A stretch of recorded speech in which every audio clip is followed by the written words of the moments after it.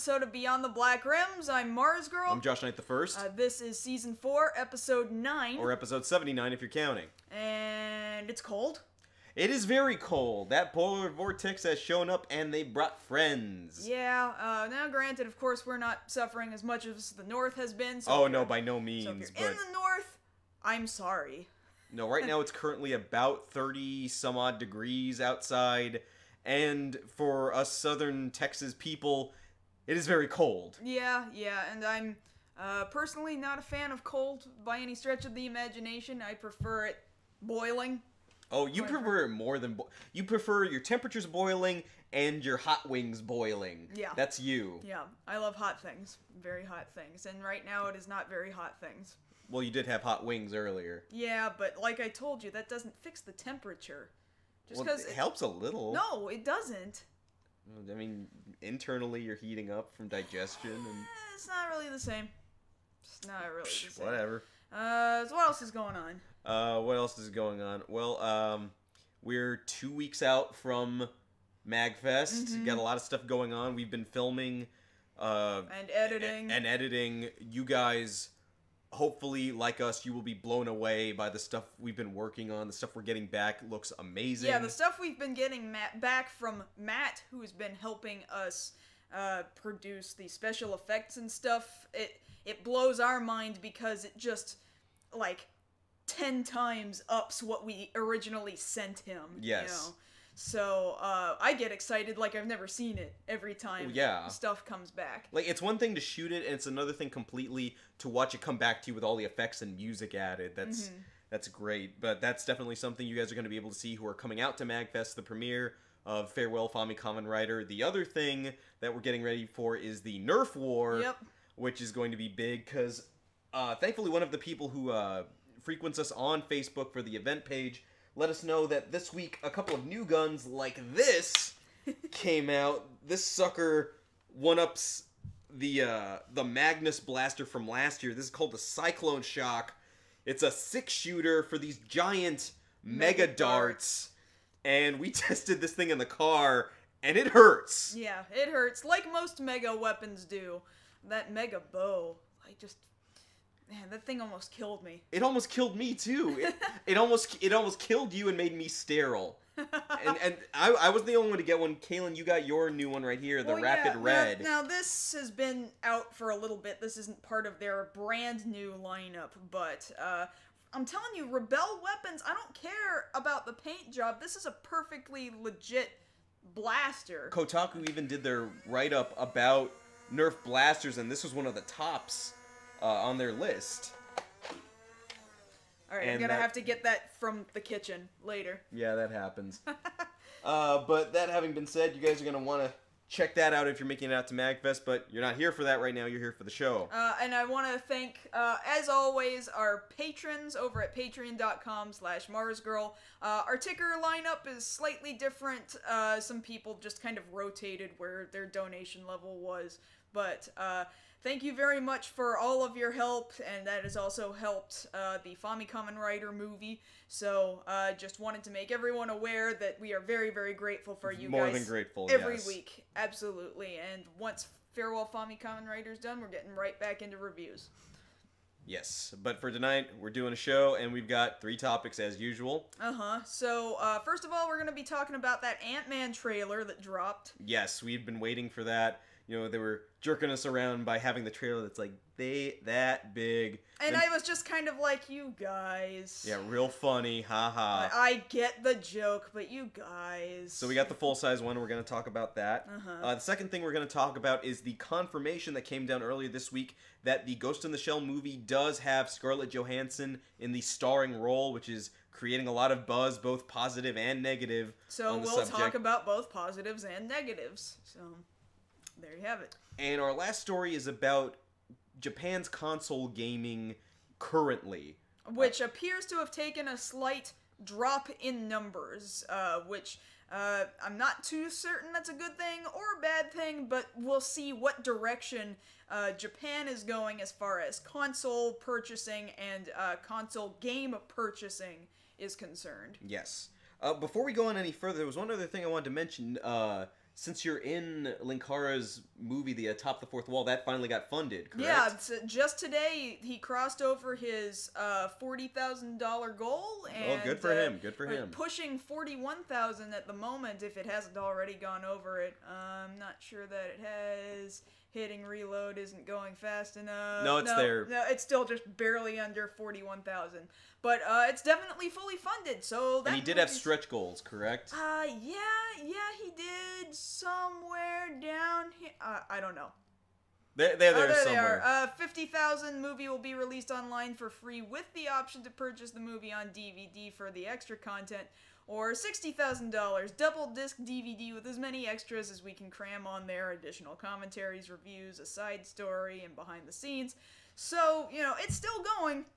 He's still got 23 days. Yeah, he very well could make another 10,000. Who knows? Well, who knows? Let's see. That'd be cool to find out. So I'm sure we have some follow-ups. We have a lot. We have a metric ton of follow-ups tonight. Okay, we'll pick a few good ones. All right, well, let's start. Well, this isn't really a follow-up per se. I just figured other people needed to know about this because I barely found out maybe 30 minutes before the show started. So, Nickelodeon's Doug, all right? Uh-huh. One of my favorite series growing up, because I resonated with the character of Doug Funny, good. is out on DVD. The whole series is out right now. Go on Amazon. It's only $23 for the whole thing. Well, how many seasons is that? That's about a good, at least 3 seasons if I'm not mistaken. Well, they've got 6 discs. 6 discs, so maybe more than that, but all the best episodes I remember, stuff with him and Skeeter going to see the Beats concert. Yeah. Or, usually when he has those imaginary episodes, when he's Smash Adams and things like that. So none of these are from the ABC run of Brand Spankin' New Doug? Far as I can tell, no. Okay. Which, for me, is good, because I wasn't really that big of a fan of Brand Spanking New Doug. Well, I thought it was a decent enough follow-up to Doug. Yeah. I mean, I didn't have a huge problem. I don't care how. I just need people to know this is out there and go get it. Okay, Josh is just really excited, guys. I'm just really excited about that. So moving on. So the major things in follow-ups. So first things first. We've got a little bit of news finally. It's a new year, so we need new rumors for Not Quite Justice League. Oh boy. The newest one being the movie Jupiter Ascending, which Warner Brothers is also putting out in a few months, is supposed to have the first trailer for Batman vs. Superman, and that supposedly will be when it comes out on February 6th of this year, so just a few weeks from now. Huh, no kidding. Yeah, that's less than a month away. Now, the way this works is this is coming out of a site, the projection list, where they're kind of making a very large educated guess based off, trends and what would make the most money for the movie. This is the most logical spot to release the trailer. Yeah. So, I'm hoping, because we've been talking about this thing for so long now, it'd be nice to actually have some footage available to the mass public and not just be talking about pictures and hearsay. Yeah, that would be good. Another bit of news, which was interesting to hear, but redacted later. So, really just last night, Bill Farmer, who's the voice of Goofy for most things Disney, and also, of course, in the Kingdom Hearts series of games, gave a little bit of information out saying, well, the game's coming out this year. We've been voicing it for a couple of years now, to which, just a few hours later, Square Enix put out their version of it saying, no, don't listen to him. It's not... It remains officially unannounced. Don't listen to him. Well, because he says it's supposed to be out later this year. Well, I think the key word there is supposed to be. Yeah. I think that is exactly what he was told at the time. Yes. And Kingdom Hearts 3 has continued to just be pushed back and pushed back. Because the last news that I really heard about Kingdom Hearts 3 was Tetsuya Nomura. This was at the end of the year last year. Tetsuya Nomura saying, oh yeah, so I'm designing the character still. And then they were like, oh yeah, well, Marvel and Star Wars are totally things that we're considering and exploring. And I'm like, you guys haven't made anything. So no, Kingdom Hearts 3 is not coming out in 2015. That cannot physically be possible. It's getting really frustrating. It is an impossibility for it to come out in 2015 if these are the things that the producers are saying about the game. Yeah, Not unfortunately. possible. Sorry, Goofy. You're the voice actor that doesn't know what's going on behind the scenes in the making of the game. He's just running around with release dates. Foil! Just tossing them out at you. Sora! Donald! Yeah, it's terrible. Okay, so moving on. We did get an official release date for the 13-episode Daredevil series that's going to be running on Netflix. That's going to drop on April the 10th. So, not May. Far. Not May like they said originally, April, so we got it moved up a bit. Oh, they're ready. They're ready. They're starting to show a few more screenshots. It'll be nice to actually get a trailer, hopefully soon, because that's, 3 months from now? Yeah. Or a little less. Well, no, a little. Thereabouts. Thereabouts, 3 months. And we're very much looking forward to that. In similar release news, we finally heard that Assassin's Creed did get a release date back, so that movie's still happening. Oh, no. Well, we don't know that yet.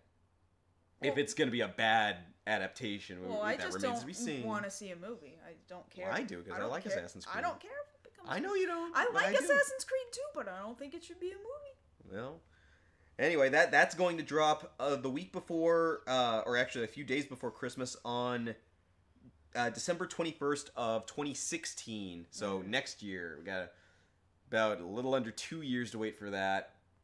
Woo. Whoa, yeah, that's your response. While to they that. release more broken games within the franchise. So. Oh yeah, see, that's a little under 2 years, so that's 5 Assassin's Creed games from now. We're including all spin-offs and mobile titles. Yes, and the little Mega Block sets that they're starting to sell at Walmart now. At least 5 of each before the movie comes out. And then the movie tie-in ones. Oh, of course.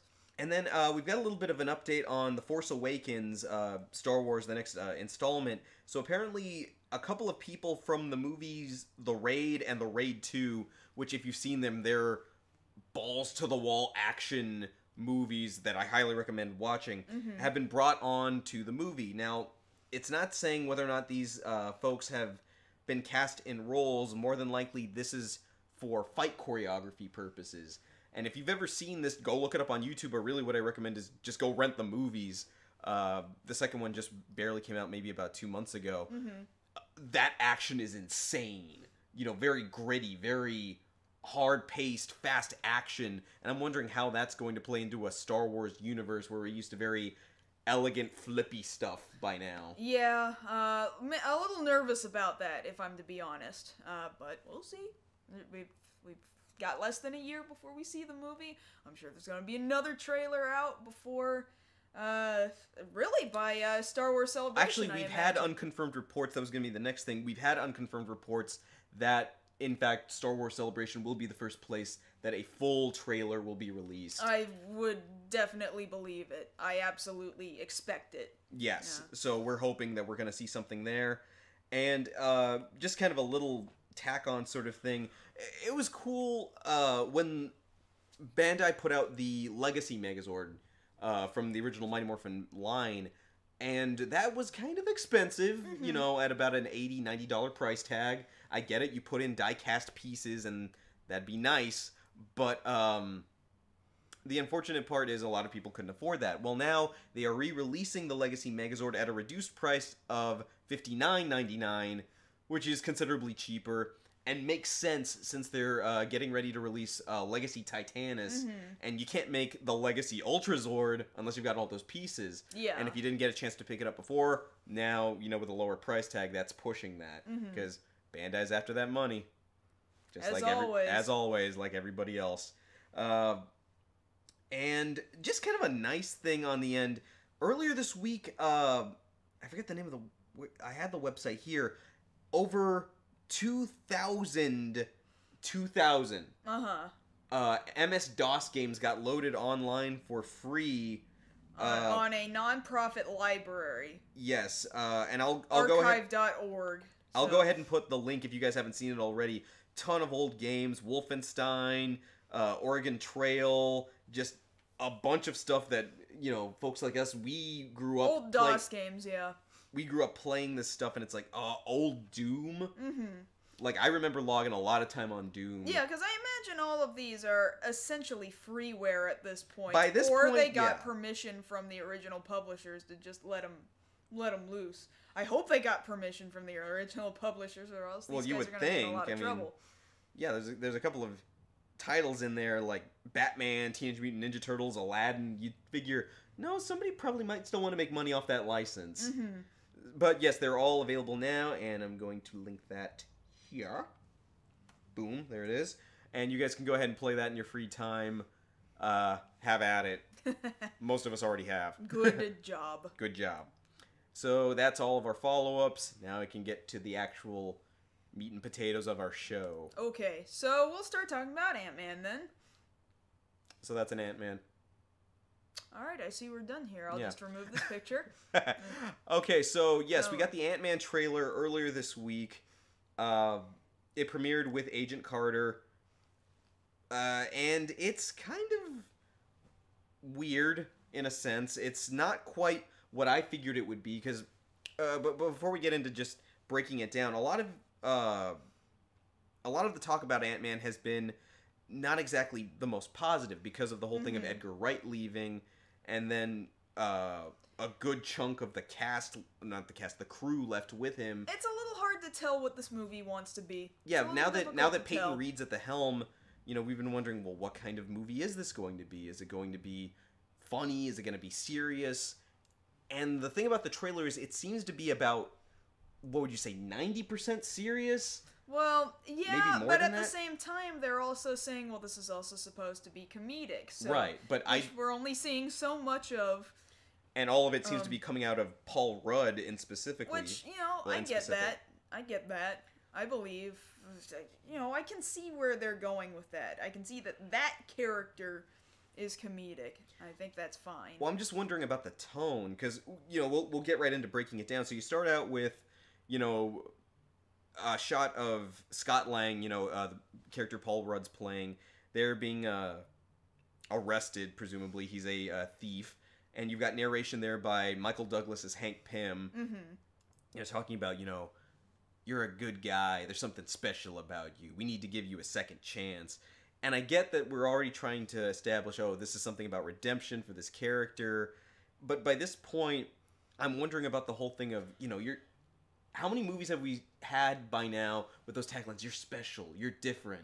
Don't let anybody tell you otherwise. It's like, by this point, I've heard it so many times. Like, yeah, then it feels a little less special for that reason, I suppose.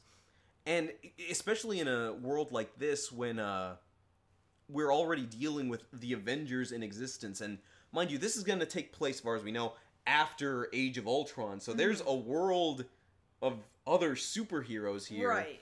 And Ant-Man being the OG here, so with Hank Pym telling Scott Lang, hey, you're special, don't let anybody tell you otherwise, it's like, well, I could take this in stride, like, yeah, superhero complimented me, but by the same time, there's this group of 7 of them over here. Well, my opinion is, you're special, okay, you're telling me I'm special, but you've already done this before, and there's nothing special about that. Somebody else has already done it. And, you are the guy who did it. It kind of bothers me to jump in the middle of the story when all the other superhero stories, we got a launching point. Right. So I just sort of, how much time are we gonna spend with him, with Hank Pym, building the equipment? See, that's the thing we haven't been able to quite figure out yet, because Evangeline Lilly, who's also in the movie playing Pym's daughter, Hope Van Dyne, mentions as much that, my character was raised by 2 superheroes. Now, when you say 2 superheroes, that makes reference to, of course, the Wasp. Mm-hmm. And if that's the case, that means we have to see, you can't just say that and not show us, well, this was Hank Pym and Janet Van Dyne in their heyday fighting bad guys or villains or whatever they fought back in the 60s or 70s. We need to see that. Right. But they haven't said one way or the other how much time we're going to spend with that. Because, you're going to want to see a younger Michael Douglas, whether it's CG or composite shots. I hope it's not CG. I hate it when they do that. I think that looks awful. I could see how they could try and do it. I look at it this way. I went to go see Birdman last weekend. Mm-hmm. And when they were, even for promotional material, when they're talking about Michael Keaton's character... Hi, Gun. For once, the cat didn't do that. Nope, that was me. when they're showing his character Regan Thompson as a younger version of him, they just use older footage and stills of a younger Michael Keaton, which exist. So that was easy enough to do. And with Michael Douglas, there's plenty of that. Yeah. So I don't think prefer it would be, they did that. I would think they can do that fairly easily. But, you know, of course, this movie's more about Scott Lang than it is Hank Pym. Yeah, and that's the way the trailer seems to make it out to be. And, you know, he's giving him all the stuff, you know, I need you to be the hero your daughter already thinks you are, you know, and we're showing these other characters, you know, Corey Stoll's character, who by now we've already figured out is the bad guy, Yellow Jacket, and then we see one or two shots of Hope Van Dyne, and he tells him, I need you to become the Ant-Man, and it's like, his reaction, you know, with the dramatic music by this point, it's like, you would think his response would be, okay, or yeah, let's do it, you know, something very matching to the tone, but all he gives is the huh, and that kind of killed the mood to me, because they were building this very dramatic, drawn out sort of thing for about a full minute, and this thing's only 2. You've spent half this trailer cementing that this is very dramatic. Well, you know? Honestly, I was waiting for that break. I was waiting for that emotional break, and like, it didn't really bother me so much as more like not being able to see if any of the rest of the movie is going to have that relaxed tone. Yeah. Him having that relaxed tone didn't exactly shock me. It just didn't. I sort of knew it was coming. But I'm curious about the rest of the movie. I really am. Now, the thing that they've been saying over and over again about this is that this is supposed to be a heist movie. Like, they've been saying that really since the early stages in the script, and I'm wondering, well, why does it need to be a heist movie? So it's like Ocean's 11? In a sense, yes. Well, the way just making an educated guess here, what we're looking at is that we're going to have some of Hank Pym's technology stolen, probably by Corey Stoll's character. Yeah. He uses it to become Yellow Jacket or do something else. I'm expecting that, yes. And then, what? We have to send Scott Lang in to go steal it back. So, are there 2 suits? Because if he stole his... Well, he stole the technology, and from the looks of it, because we had the picture that I showed last week, he's probably going to build his own Yellow Jacket suit, Corey Stoll's character, or have somebody build it for him. And then... So why does somebody else have to be the Ant-Man? Well, because by this point, you know, Hank Pym's too old. I guess, but if he's tiny, then it doesn't matter. He just gets in there and he gets out. Yeah, like, you would think, like, what difference would it make? Like, are they going to make something up about, oh, well, it puts too much of a strain on my old body now to do this? Or, okay, is he also going to become Giant Man, as old comics also allowed him to do? See, I don't know about that either, because, you know, I guess the closest you get is the last line that Scott Lang has in the trailer. Like, I just have one question. Is there anything we can do about the name? Is it too late to change the name? Right. And I would think that's kind of a reference to talking about him, instead of shrinking, enlarging. No, I think it's more like Ant-Man is kind of a stupid name. Well, it is kind of a stupid name, but... Especially with really driven, serious music, and then you have to say Ant-Man on top of this serious music. It's kind of goofy sounding to anybody who's just a typical Hollywood goer. Like, the hell kind of name is Ant-Man? It's like, what's the name of Tiny Adam thing as animated by Hanna-Barbera? Adam Ant? Adam Ant.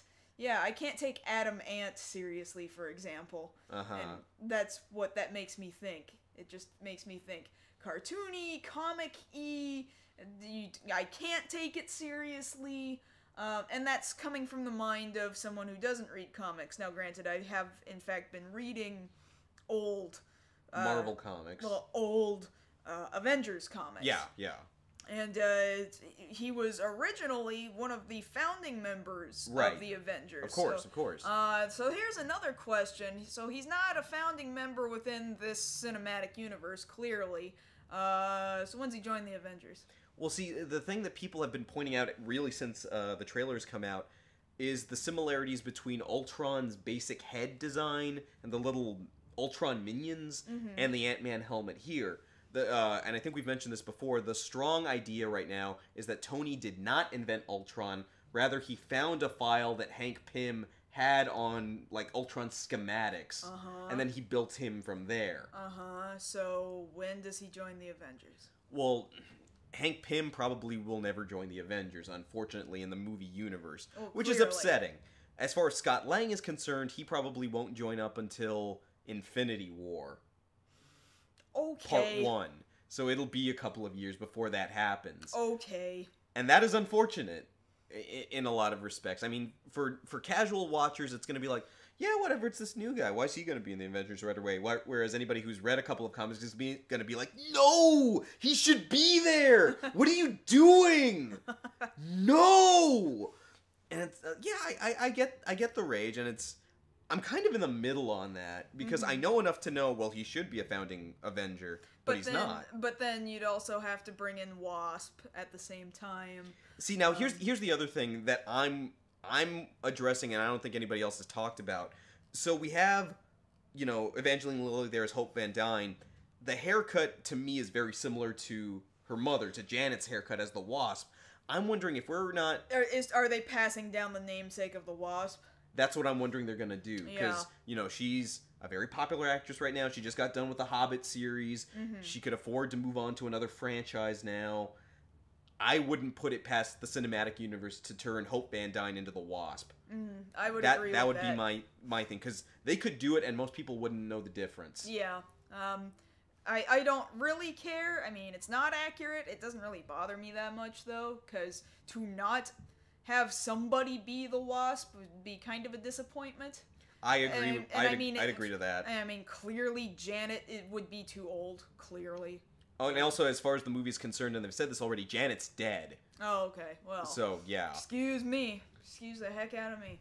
Yeah, it sucks to be her with no mom, unfortunately. But it remains to be seen how that's going to play out, the dynamic between father and daughter, her to Scott Lang, and then really the most action-y thing we've got here is a couple of people firing guns and then somebody getting thrown through a window, and then presumably Scott Lang mounting an ant and flying out of what looks to be like a room full of servers and things like that. Mm-hmm. And I don't know, it just didn't wow me. I can't say it gripped me either. Like, it doesn't look bad yet, but I'm just not excited for it, you know? Well, like, I'll agree, it doesn't look bad, it just kind of looks there. Yeah, that's what I'm saying. Because I think back to, like, say, Guardians of the Galaxy. Guardians of the Galaxy, the first trailer came out, and they showed this very irreverent tone to all the other movies that had come before. We're showing action, but then we've got this classic soundtrack, and that very much set the tone for what the movie was going to be. And it's like, okay, this movie's trying to say something. It's trying to be different. And yeah, James Gunn came through on that. With this movie, it's like, okay, you're a movie. Like, I get the feeling people are just going to want to go see this just because, oh, it's a Marvel movie, and that's what we do now as a society. We go see Marvel movies. Well, yeah, I think that would be my reason for going to see it, too, because I'm not especially psyched about this particular Ant-Man, but I'll probably go see it anyway, Yeah. Marvel, as of yet, hasn't made an especially bad movie aside from, say, Iron Man 3. That one I thought was pretty bad, but, I mean, that's one out of how many now? Out of the whole cinematic universe, that's like out of I'm not gonna count. Yeah, so they're probably going to make the bank that they expect. Oh yeah. I just don't think it'll blow people away unless they can prove it. Mm-hmm. So that's where we sit on Ant-Man right now. Hopefully we're not actually sitting on Ant-Man because I hate that. I sat in an ant pile as a kid, and it was a very traumatic experience. What? Well, I'm tying it back to actual ants. Oh, I thought you were saying you thought you sat on Ant-Man as a child. No. As a child, I sat in an ant pile. Well, I did too. Well, how old are you? I was, 6. I was 4. So, and I remember screaming. I was screaming. Screaming rhythmically, ants, ants, ants all over me, ants, ants, ants all over me. And then my mom came out with the hose, and she hosed me down. No, what made mine better was I got hosed down because I wasn't screaming rhythmically. I was just screaming and crying because they were coming up my leg. And I was spinning in a circle with my arms flailing in the air. My arms were flailing too, but what I preferred the most was that my mom was the one who hosed me down, but my dad, he got vengeance. He got the charcoal lighter fluid, put it around the ant pile. Oh, I He did. flamed them. I did that at somebody's house one time too, but this was like ants that they didn't make a pile. They were the ones that just dug into the ground. Yeah. And so there's just these big old gaping holes in the ground where the ants come out, and so they just filled it up with lighter fluid and then lit the match and then put the match in the hole. And so I assume the whole underground was kind of on fire. Yeah. Yeah. Fire ants. Fire ants. Ant-Man. Okay, we have completely rounded out what we can talk about with this. All Let's right. move on to our second story. Yeah, so I'll go on to comic adaptations coming from a different country but coming over here, and then it became an anime, and then it became this. So we had talked about this at length a while back, and now we can go ahead and confirm Scarlett Johansson was officially given the title role. Well, not title role. The title, the main character in the Ghost in the Shell American live-action movie adaptation, and a lot of people, like we said, have been talking about this ever since the news came out, and it's been going both ways. A lot of people have been like, you know what, she's awesome, she's great, she's a marketable leading lady, she kicks ass in the Avengers movies, and in Lucy, she can carry a whole movie, this is great.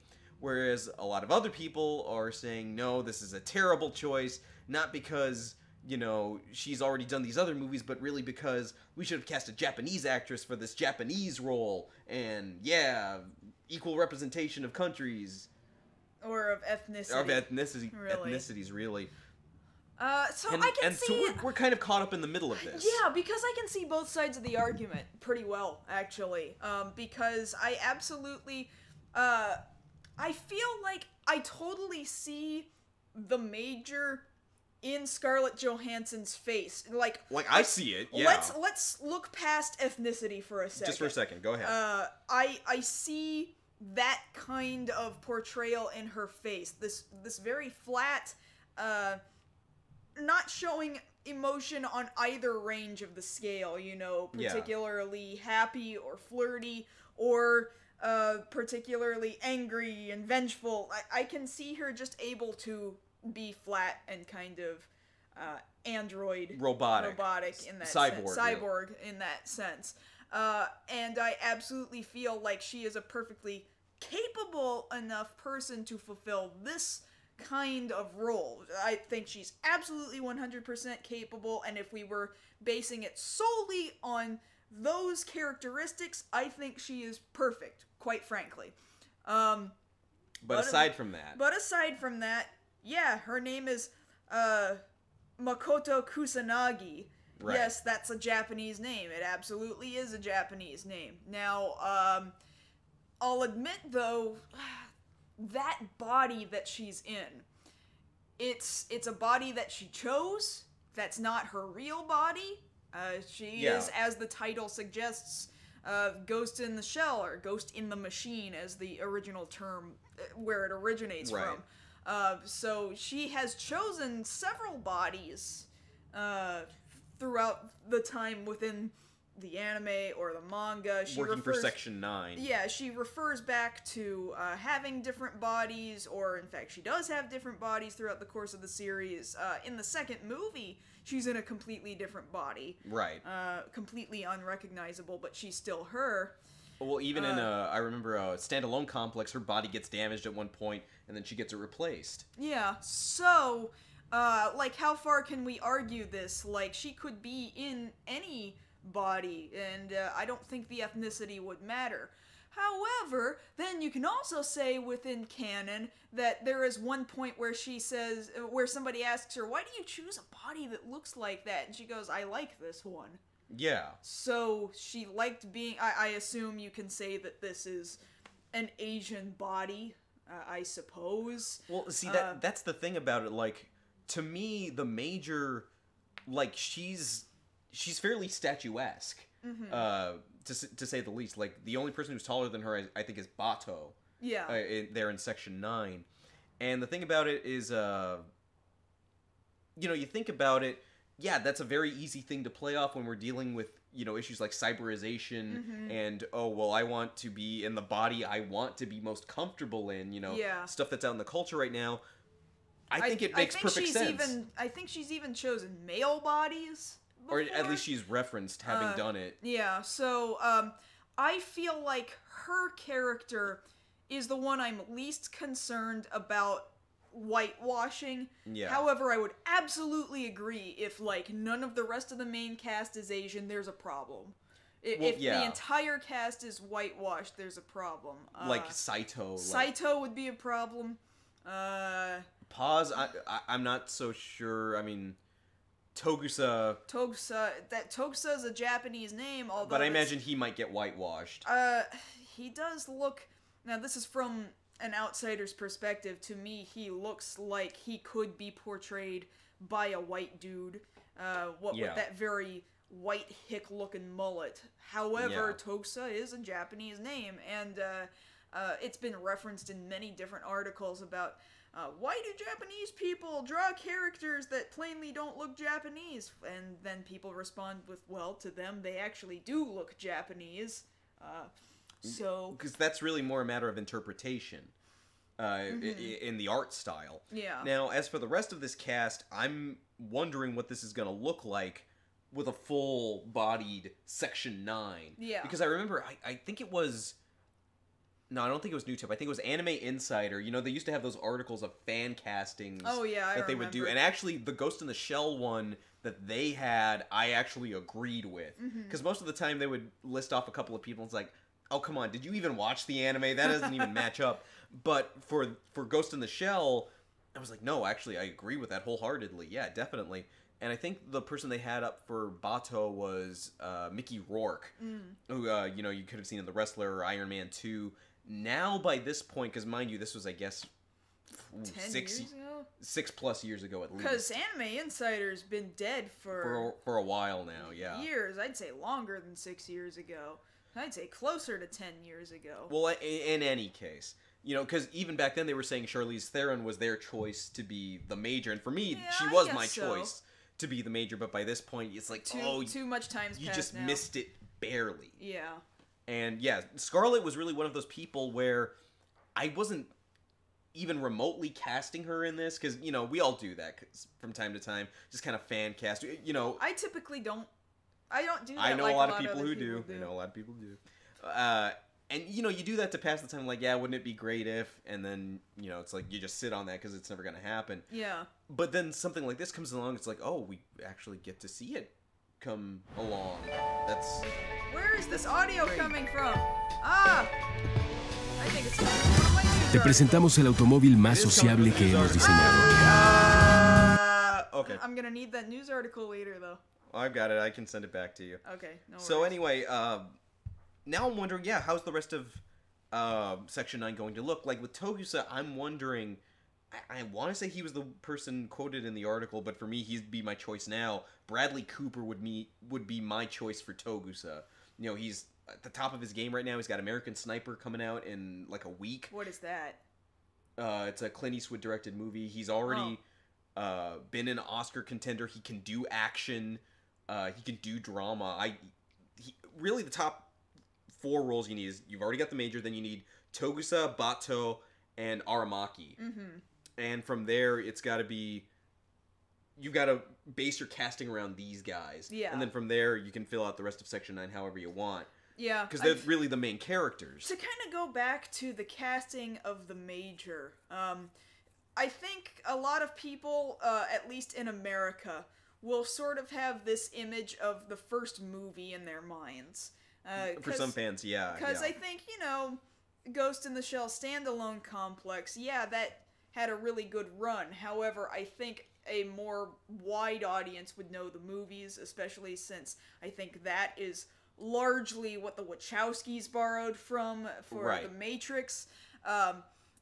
And in that interpretation, which is a fairly different interpretation from the manga, they specifically chose a face that was very androgynous. Yes, they did. They specifically went for that so that you know, the only way you could really identify with her was as a character, Right. as a person, trying to figure out, what am I? Where do I belong? What am I really? And I can't help but feel like, you know, that's done on purpose so that you don't identify with her body so much. But you identify with the person inside. Yeah, because you're not supposed to identify with the case, because, yeah, that is just a case. Right, it's one of many that Section 9 would have to deal with.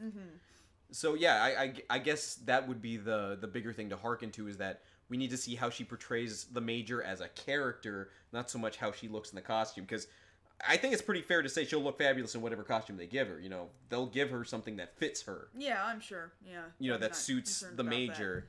And, you know, it can be any number of the costumes she's worn, whether in the first movie or the manga or standalone complex. Or even that new mobile game that we covered a while back. Oh, yeah, that's that online game. And then apparently they've got this new Ghost in the Shell series that they're working on that's not Arise, but with the same cast, coming out, I think they said next year. Yeah. Which, that barely got announced. Actually, that poster says 2015. Oh, actually, no, I'm looking at it. They're looking for a early summer release in Japan. Oh, cool. So, yeah, we've also got that coming up, which is, it kind of makes sense. They would announce that right on the tail of announcing, hey, we've got the movie in the works. Here's this new anime. I'm interested. Oh, I'm interested as well. I'm actually fine with the cast. I guess I can put it that way. I'm more solid on this casting than it was for, say, like, Ben Affleck as Batman. Yeah, okay. I mean, Ben Affleck as Batman still didn't scare me as much as it scared a lot of other people. Well, it didn't scare me, but I'm just more positive about this one from the get-go. Like, I'm okay with Ben as Batman with reservation. Like, you know, it's kind of on credit, you know, like, I'm cool with it, now prove it to me. Whereas here, it's like, no, you know what, I trust you well enough from the get-go. So, we covered why we were arguing about Asian actresses before. We'll get back to repeating that during the Q&A. Yes. So, that having been said, that's all for this section, which leaves us a lot of room to talk about this last thing, which is really interesting when you think about it, Japan's current state of console gaming. So, here's what we're looking at right now, and I need you to kind of send this back to me. And in fact, I'm not really in a position to do that. So, I was getting this off of GamePolitics.com, and no, don't do that. Just don't do that. Okay. Let me just read off of you. So, there's been a decline from 2013 to 2014 as far as sales of both video game console hardware and software is concerned. So in 2014, they only reached 368.55 billion yen as far as gaming hardware is concerned, whereas in 2013 they were at 408.97 billion yen. So that's they're looking at about a 10% drop in sales. Software also fell. It was software that fell to 10%, whereas hardware fell 8.5%. So you're seeing a software and hardware decline, and this is just in Japan. I have no idea what that looks like in the United States. So what could possibly be the reasoning for that? Now, the funny thing about it is we were kind of having a conversation about this with a friend the other day before we read about this article, and kind of the way it seems to be pointing is this concept of, well, there's a lot of very busy on-the-move people there in Japan. That's just kind of the way people live over there. So as such, you're not as prone to wanting to sit home anymore and play through a whole, 40, 50-hour RPG. Instead, you're going to refer more to your portable devices, i.e., your 3DS or your phone to play your games. A lot of people are going the route of mobile games, and in Japan, we're starting to see it more often here in the States too, but in Japan, mobile gaming is nothing to scoff at, really. Oh no, by no means. It's pretty legit at this point. Now, actually, that article is really interesting. Let me see it again.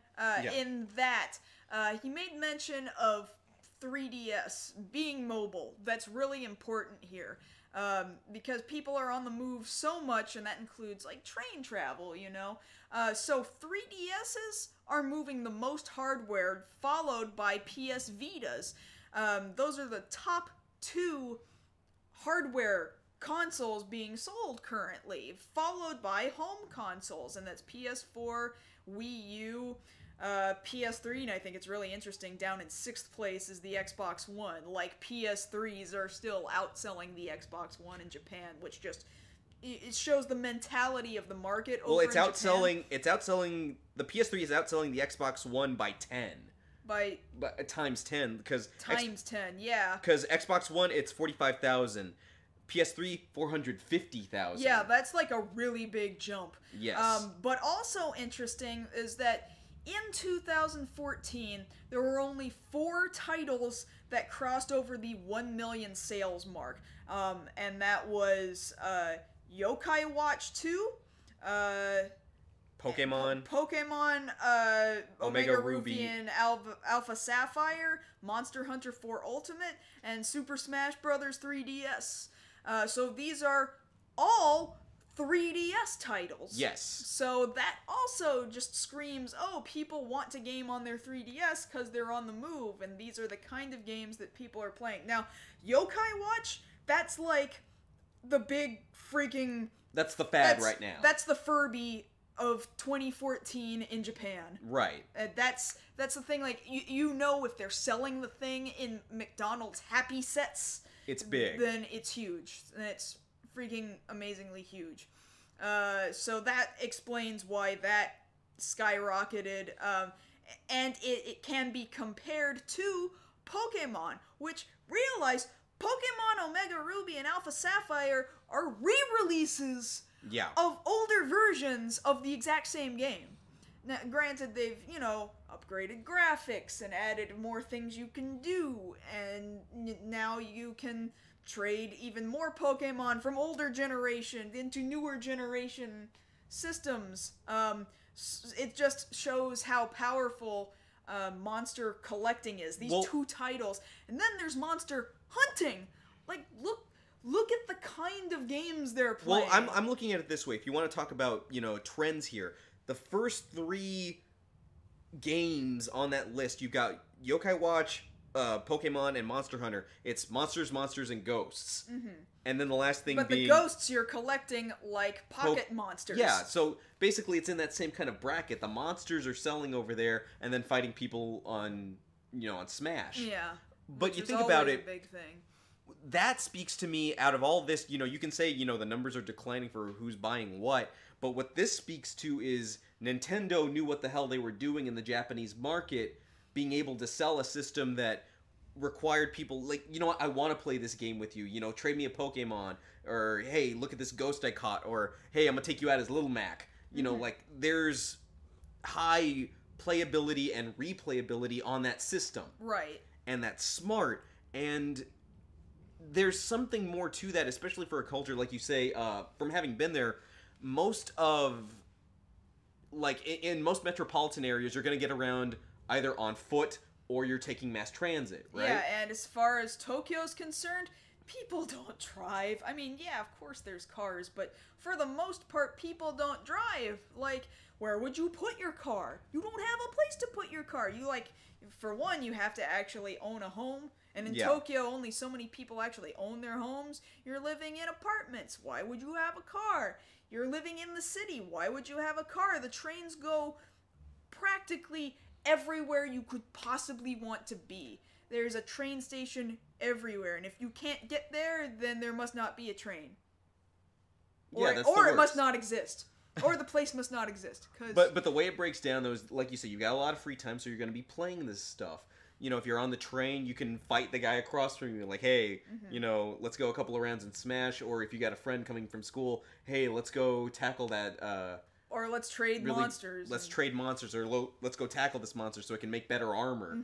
You know, that's good, all well for that. But then looking back at the hardware charts, you get the Vita on there. Now, the Vita is the one with the feature of, you know, I can still play my games from home, but on my Vita. Yeah, but you sort of have to be within the range of your home console for that. Yeah.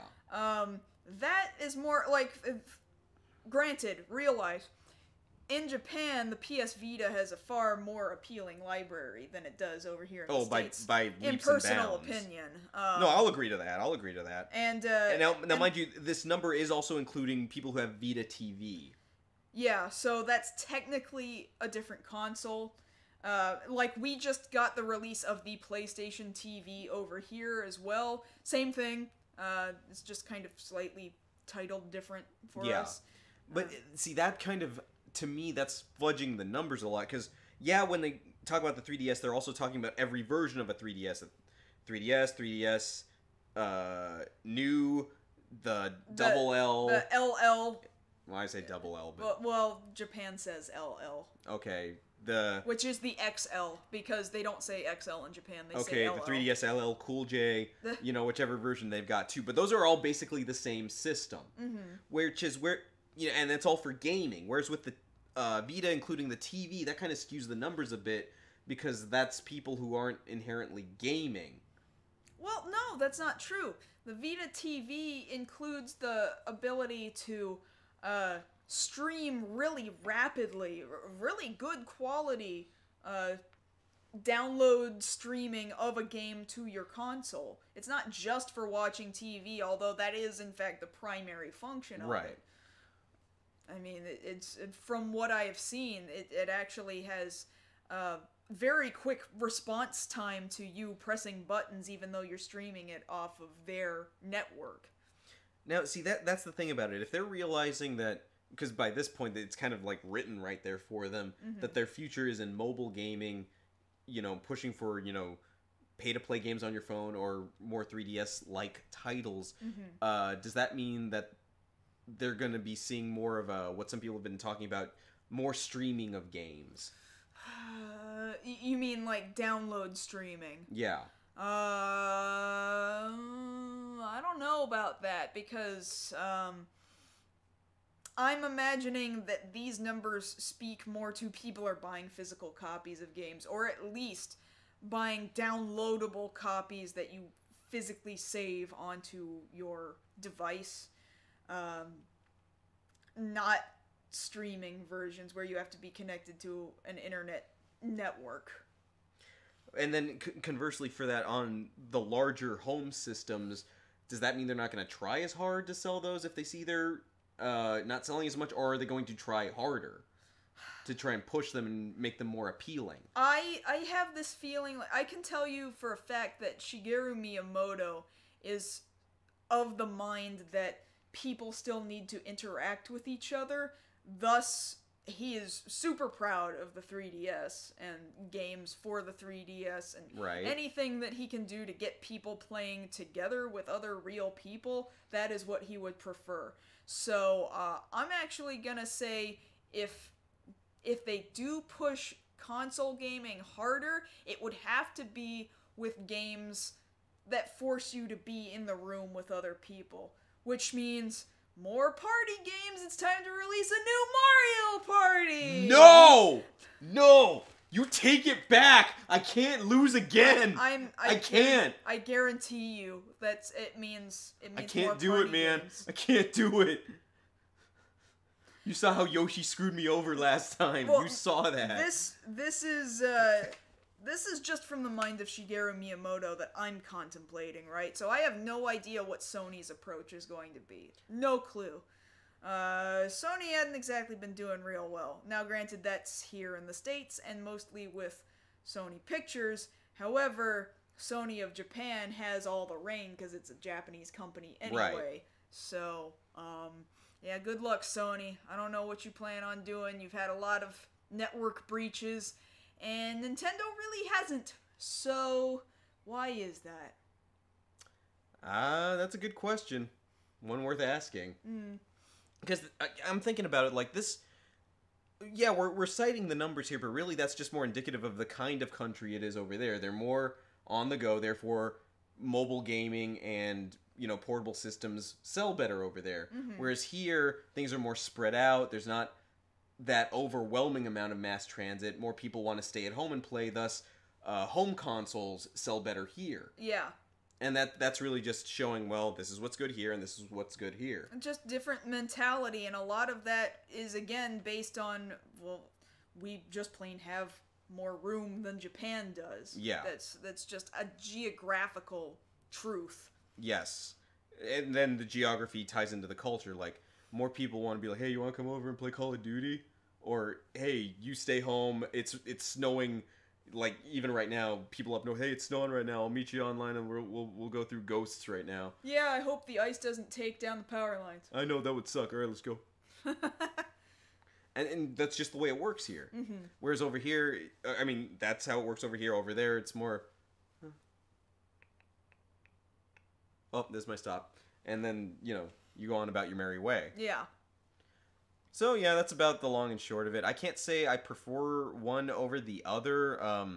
I do like my 3DS, I mean, really my 2DS, more since, yeah, it has, for me at least, required me to play more with everybody we know who already had one. I'm like, okay, yeah, I do feel more included. So I get why that more portable gaming seems more appealing. Yeah, and being able to... yell at one another within the same room is, I think, is far more fun. Because it's one thing to be, you know, on Xbox Live and yell at somebody, oh, you dick, versus being in the same room with somebody and they yelling, just, oh, you dick. Oh, you final smashed me, I hate you. Yeah, that's more appealing. You want to be able to yell at somebody in person. Oh, you dick. Yes. Because you care. You don't really care, you just wanted to get number one. Okay, I think I'm done. Yeah, I think I'm done too. So yes, those are our stories for the week. I think we'll have one more episode before we go on just a 1-week hiatus for MagFest. Yes. Because we're going to be traveling on that Thursday, I believe. I think we're going to get into the hotel on that Thursday, the day so before MagFest starts. So we're going to be taking a break right there because, just a 1-day break. Or a 1-week break, I should say. And hopefully we're going to come back with a lot of very big news and lots cool of stories. Yes, a lot of cool pictures. But yes, next week's show will be on time, same as it's been. 9 o'clock Central, 10 Eastern. And over you guys here. on YouTube, yes, come down here during that time. And as we're about to do here for the next 30 minutes, you can join us for our Q&A segment, and we'll just hang out with you guys and talk about stuff that we talked about in show, or whatever you feel like talking about is cool. I don't really care.